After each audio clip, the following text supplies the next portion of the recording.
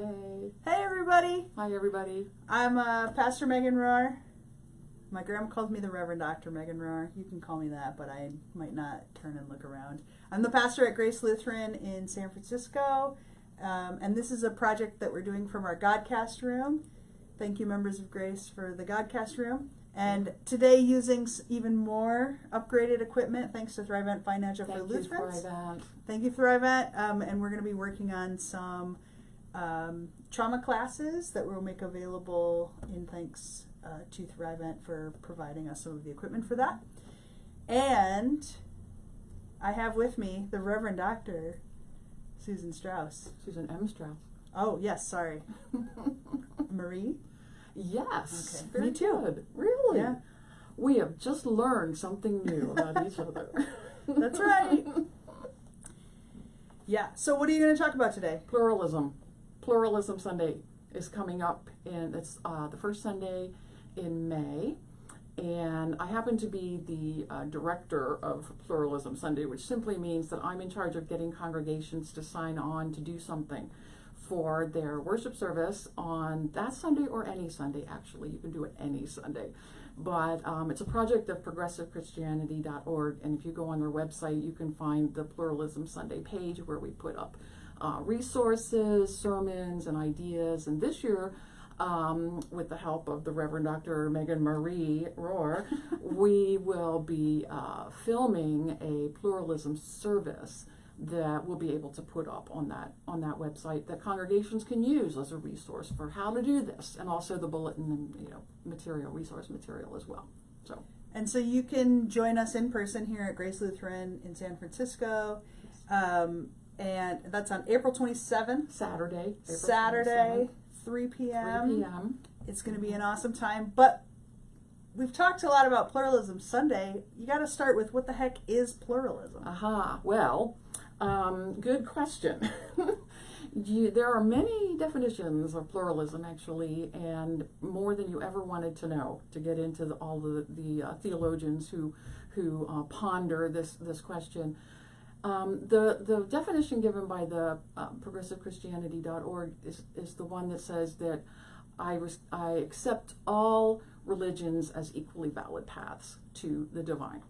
But I think that for most people, it's a matter of, if you're not familiar with other religions or what the beliefs are, learning about them first, being open to learning about them, to meeting people of other religions and hearing their stories and hearing what they think and believe, sharing your story as well, and then doing some pondering about that, and asking questions and wondering how that affects your own belief system. That's what I wrote about in my book, The Intra-Faith Conversation, because when we go and learn about another religious tradition, then we have questions, and we come back to our own tradition, our own, for us, Christian faith, to ask, what does this mean for my faith, and is this something that I can incorporate into my faith that I don't agree with, or what do I do with that? So for me, pluralism is the exploration process that leads to transformation, and in my case, and in a lot of people I talk to who are doing this kind of work, is a better appreciation of my own tradition, while at the same time respecting that of others. So it probably feels like a very new thing, because this idea that we can explore any faith on the internet, you can join any type of worship service practically on a live stream. We have so many ways in which we're more connected than ever before, if only because we can Wikipedia what stuff in other faiths mean. But pluralism, kind of this idea that we respect other people's faith and that we can incorporate parts of their faith into our faith, is something that's really deeply in the history of Christianity, and also is really deeply into the life of Martin Luther. Not everyone knows this, except for like nerdy people who go to seminary. But Martin Luther was someone who was in support of borrowing the resources of other faiths. He would use it to help kind of point that light back to Jesus, but you don't have to do it for that purpose. There are conversations that we have today about whether or not that is appropriating other people's Exactly. culture, to Right. take other people's stuff and Right. point it You towards have to the be thing careful that we about always that. Yeah. believed. Right. But I think that there are ways in which, Easter is more fun because of Easter eggs, which is from a pagan fertility ritual. Absolutely. Christmas is more fun because of Christmas trees, which also comes from pagan and solstice ways of being in the world. There are brilliant ways in which faiths of the past, Christianity, would say to people, they would go through the hillside and say, how come you don't come to church? And they'd say, well, I only can enter spaces that have the number 13 on them. And so they would say, oh yeah, well, you might not know this, but we are making a stained glass window in honor of Mary that's going to have 13 points on it. And it becomes known as the a rose window that is in honor of Mary. Right. Or there were people out in the countryside who would say, we only go in church services if we can walk around the building 13 times before we go inside, because that's what our faith does. And then that pastor would say, well, we have this holiday, we call it the Easter Vigil, That's right. and we go outside and we walk around the church 13 times before we go inside. And so there's all of these ancient rituals that were founded on kind of this diversity, this willingness to kind of learn from other people's faiths. And one of maybe the difficulties in Christianity is that the printing press comes along during the Black Plague, right? And it takes kind of this most. It would be like if the only thing you knew about Judaism was the writings after the Holocaust. Right. It would be a very different way of knowing about the full ideas of Judaism. And so, Pluralism Sunday is a way to, I think, encourage people to continue that spirit of faithful acknowledgement of the neighbors who live around us, if only so we can love our neighbors as ourselves, but because in the world we live in today, where there is kind of out loud distaste for certain types of religions, to be able to proclaim our justice faith in the world and to be able to stand with other people. But you've used Pluralism Sundays as a way for congregations to kind of do deep listening. And I'm wondering if you can tell us a little bit about how you've used Pluralism Sunday during the time when you were a pastor at First United. Yeah, we decided that rather than Pluralism Sunday, we would have Pluralism Summer for four summers. We, during the 12 weeks of summertime, we would invite a different person each week from a different faith each week to come and talk about a topic. We would have a topic during the summer. So, for instance, one year was care for creation. So the question that we would ask them to talk about was how does your tradition inform how you think about caring for creation? And so we would have a pagan speaker talking about that. And if they wanted to bring a prayer, a ritual, a meditation, or something to share with us, that they would do that. So our pagan friend brought in an earth-based meditation to do with us, and it was fascinating because we had everything from atheist, secular humanist, the usual Jewish, Muslim, but of course then there are different aspects of them as well. To have a Muslim speaker, but then also a Sufi speaker, and Hindu and Quaker and various Christian denominations, and just to hear what they had to say. And really beginning to get a sense that even though there are differences among the religious traditions, and there are things in other traditions that I don't agree with, there are things in Christianity I don't agree with too. So there are things to disagree with, but there seems to be this common wisdom in all of the traditions. There is common wisdom, and if we can listen for that and listen to that and begin to see some commonalities, and for instance, all of our Islamophobia that's going on today, most people, if they really took the time to learn about the beliefs about Jesus and Islam, highly respectful of Jesus and of Mary. There's more about Mary in the Quran than there is in the Gospels, and so many people don't understand that. And to read the Christmas story in the Quran, I think if more people really understood that, they would have a different attitude about what Islam is. So just learning the common wisdom underneath all of our traditions is really an important thing for us to do. So that's what we did at First United, and developing the liturgy and the hymnody around that also. It's also about not denying your own tradition. So we never said, well, we're not Christian anymore, we're an interfaith congregation. No, we're a Christian congregation in the Lutheran tradition, but what does that mean in the midst of a pluralistic world, a diverse world? What does that look like? So we were all, and also taking into consideration the question of appropriation. Mm-hmm. You don't want to appropriate. So that has to be wrestled with, because that's always a question that not always clear answers. But one way of getting at the answers is to ask somebody of another tradition, what about this? Not that they'll always agree either. Different people of that tradition won't always agree, but it's a matter of wrestling with that question. But it's wonderful to do. It's fascinating, wonderful, rich experience of having all of these people come. And then going back to the congregation to say, okay, we listen to them answering these questions. How does your Christianity inform how you think about, for instance, caring for the creation? Now that's brings it back home again. So it's all good stuff.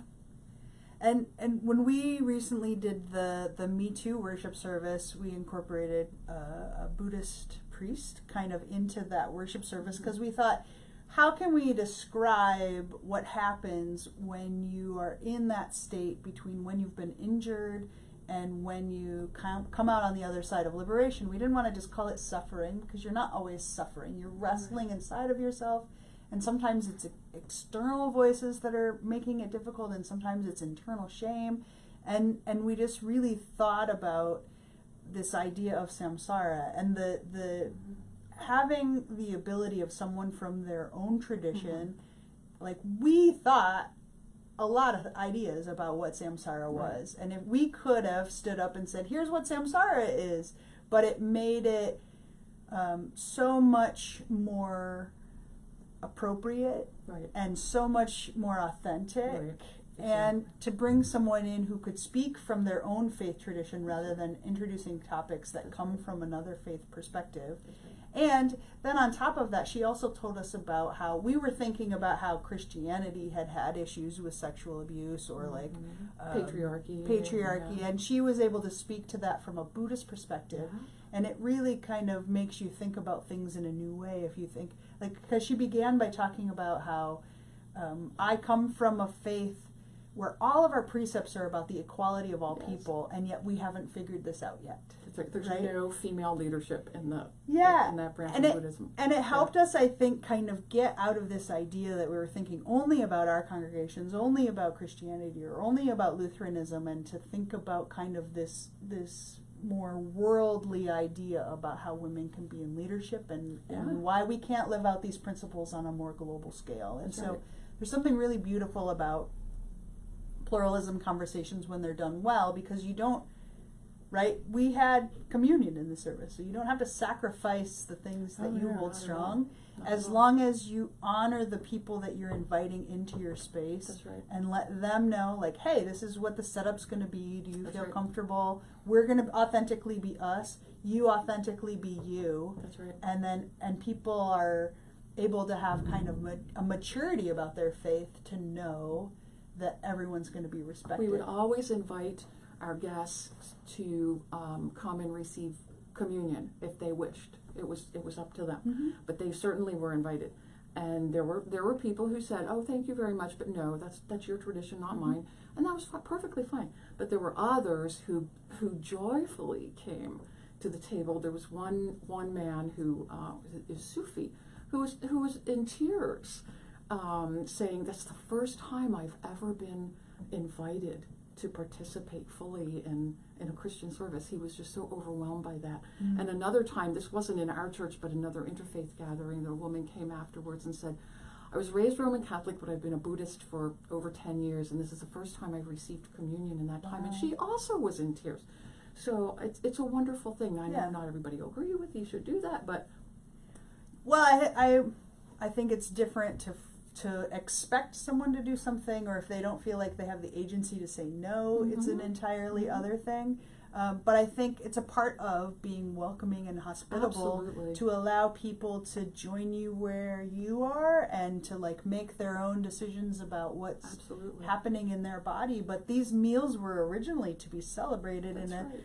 in a like Jesus To had leave this somebody last. out? But the Jesus's Last Supper, where he's sharing communion, he went to a stranger's house. Yeah. He said, "Go to the place where they have a donkey that you can That's steal, right. and then go in the upstairs." Yeah. Right. So it wasn't like they were hanging out at Jesus's best friend's house. Right. It was with people whose beliefs and cultures might have been slightly different, and this idea that we can open up to kind of a greater understanding of the world, I think, is really important. And it also helps people who have in their own lives, if they've been injured by congregations and felt like they can't. There's been this idea in a lot of church and sacred buildings, you either have to believe everything Yes. or you can't come at all. Right. And for the people who can believe everything, hooray, that's awesome, right?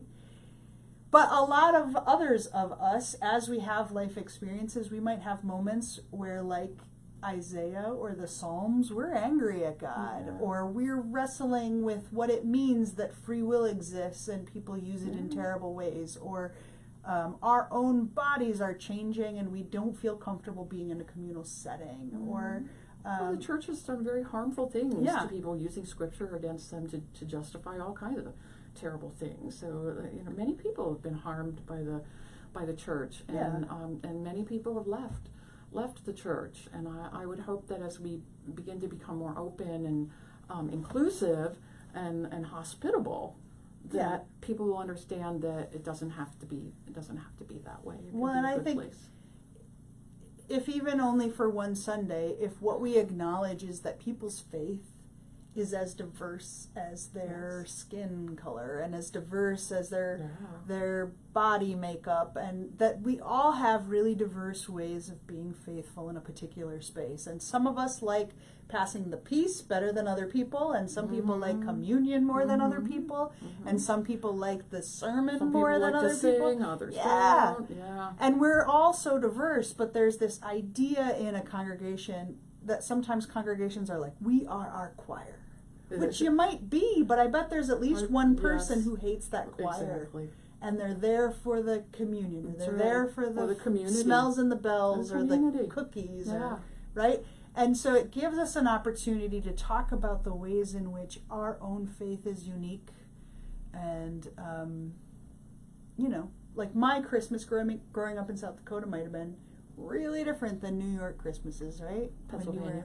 But didn't you have some time in New York? No, I made that all up. No, I did, but later Yeah. on. No, I was thinking Yeah. your pastory time. Pastory time, Yeah. Buffalo. Right? Growing up time, Pennsylvania. Pennsylvania might be a little Pennsylvania closer to Dutch. South Dakota I than. don't know. No? I don't know. You probably didn't have shoe fly pie and stuff like that. See, we got a lot to learn. See? Pluralism. That's not really what That's pluralism not is. pluralism. That's just different cultures. That's just good food. Yeah. Similar skin tones having different ways Well, of yeah, doing that's- Christmas. Yeah, But exactly. well, we hope that we inspired you a little bit to kind of think about pluralism, to join us either Join in us. person or on the live stream or the recorded service on April 27th. And maybe do something on pluralism Sunday. Yeah, 3 p.m. Pacific Yeah. Standard Time is when our live stream will be up on this page. And then we'll, like last time, we'll post the bulletin and we'll post reasons that we did certain things that we did and the symbology of what happened. Yeah. Maybe I'll even make icons to try to make people feel like they have to come in person. I don't know. Oh, those are very popular, I have to say. Those were popular items during the Me Too service, so you might want to check Some out those swag. icons. We'll try to get some swag. You might want to check out the icons. I don't know. Or not, because maybe what we explore is nothingness. This is true. Anyway, It's yeah, true. well, but thank you for joining us. I want to remind you again, if you didn't catch the beginning part of this video, that we are going to be exploring some trauma classes specially designed for people who are parts of faith communities, basics of trauma care. So each week of April, there'll be a different trauma video, and then we'll also have an in-person gathering if you want to be a part of a class in person, and I'll get that calendar up on Facebook. We're going to start having classes every month. We're going to start doing special justice worship services every month. And interviews. Yes. We interview things for kids. Yeah. do-it-yourself projects. It's true. Lots of good stuff. Yes. Stay tuned. Yeah. We Thank you. got big plans. Thank you, Thrive for the Thanks, Thrive. equipment. Thank you, Mhm. Grace, for the space. And Yeah. check into virtualgrace.org as often as you want. And hopefully we'll start getting posts up every single day. Yeah, cool. Thanks Be for well, joining us. everybody. Bye. Take care.